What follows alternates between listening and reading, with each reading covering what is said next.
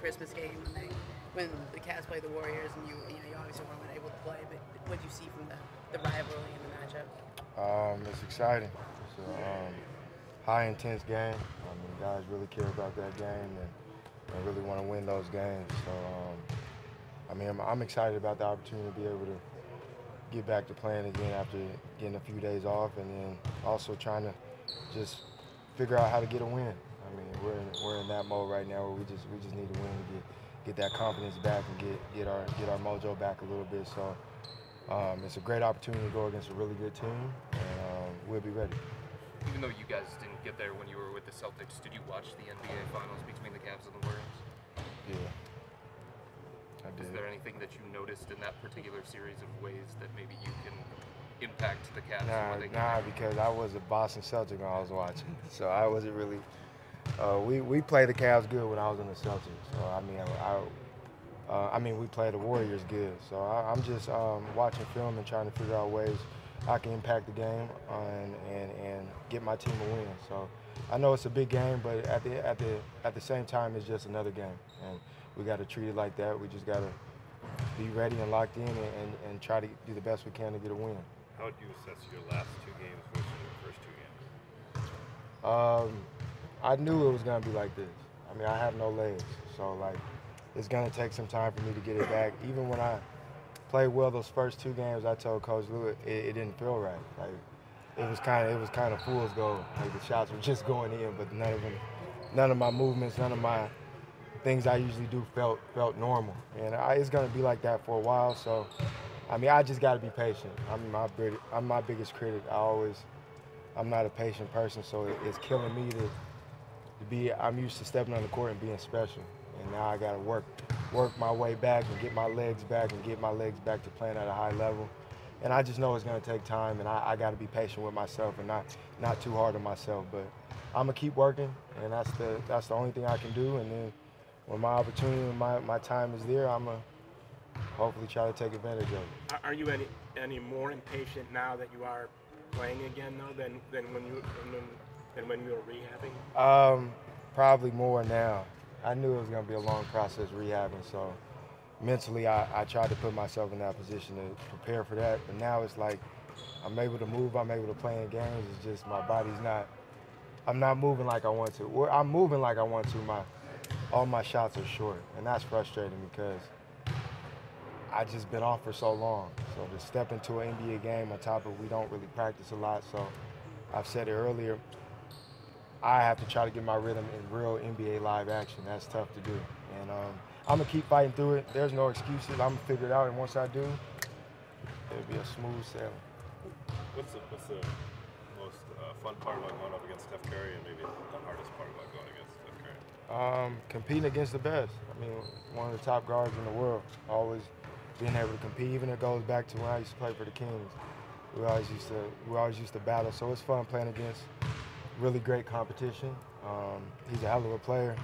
It's tough to play against him, but at the same time, he got to guard up too. So I mean, we're gonna battle, and we're gonna do whatever we can to get our team a win tomorrow night. Wednesday and Thursday, you were pretty honest in terms of what the Cavs need to be doing to be playing the right way. I know you didn't play Friday, but what did you see on the court from the Cavs on Friday? We played really good the first half, and we went back to playing how we've been playing the last couple games. So we just got to put a full 48 minutes together, or as close as 40 minutes as possible, and learn from our mistakes. I always say I know we don't practice a lot, but we gotta take film more serious. We gotta take things like that more serious, and at the end of the day, we gotta play harder. If we play hard, we got the talent enough to stay in games. There's no way we should be getting blown out by 30 points by anybody in this league. Half the battle is playing hard and giving it all you got, and the other half is figuring things out on the fly. So I think if we do that tomorrow night, we put ourselves in a good position to win. How does LeBron respond after things like that? You haven't been in the locker room with him until this year. After games like a 30-point loss or a trip like you guys just had. Man, the next day we got beat by 30 again. The next game after that, it was a closer game. We felt like we should have won, but I mean, he responds like any great player would. He's upset. He fixes his mistakes and goes about his business. I mean, he's one of the best leaders I've been around. And you learn from that. You learn from a great player like him. We just, collectively as a group, it can't just be on him. We have to all be a star in our role. Whatever role we have on this team, you got to be a star in it. You got to put your egos aside. And they always say they go through this rough stretch. I don't believe in that, and that's all mental. You got to figure it out, and you got to just put your pride aside and do whatever it takes to win that game, that in particular game. And we got a tough one on Monday, but we'll be ready. After the Indiana game, Ty mentioned that part of the reason why the offensive struggles happened in the second half is because you started playing slower. What's it going to take for this group to sustain a high level of offense when you're not playing as fast as maybe you want to?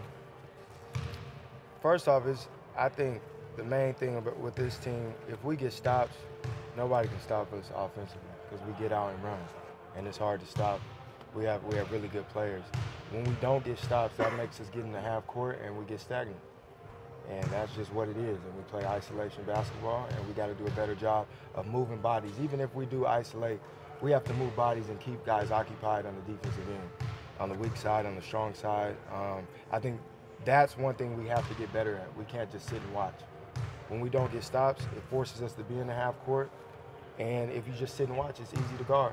And I think if we make those adjustments, like I talked about earlier, of moving bodies, setting screens, even fake movement is good movement. It's just getting the defense, keeping the defense honest and keeping them occupied. And I think if we do that, if we just put it all together and we'll win some games, we'll get it back. I mean, never let your highs get too high or your lows get too low, and just keep pushing, and that's what we're going to do. After a rough trip like this, do you sense the pride factor kicking in, especially when you're It needs to. It needs to now. We're in no way in panic mode. It's only January.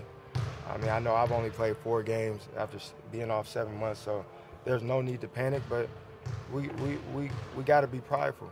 We got to take anything we do negative, anything we do that's not good on the court.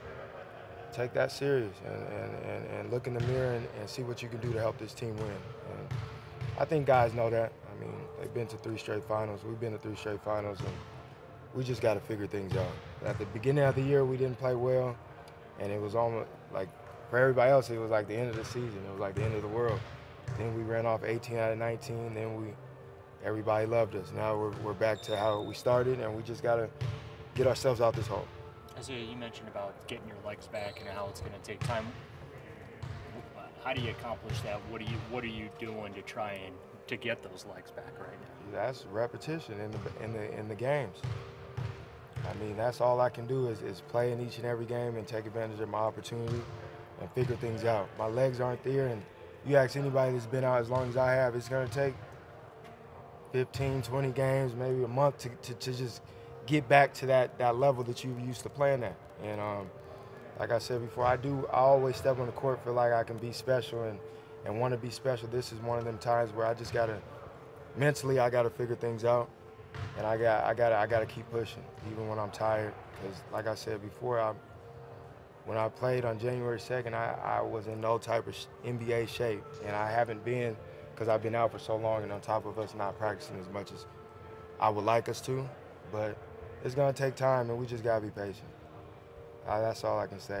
But when I do get my legs back, when I do get back to playing at a high level, I mean, you guys will know about it. Okay. Thank you.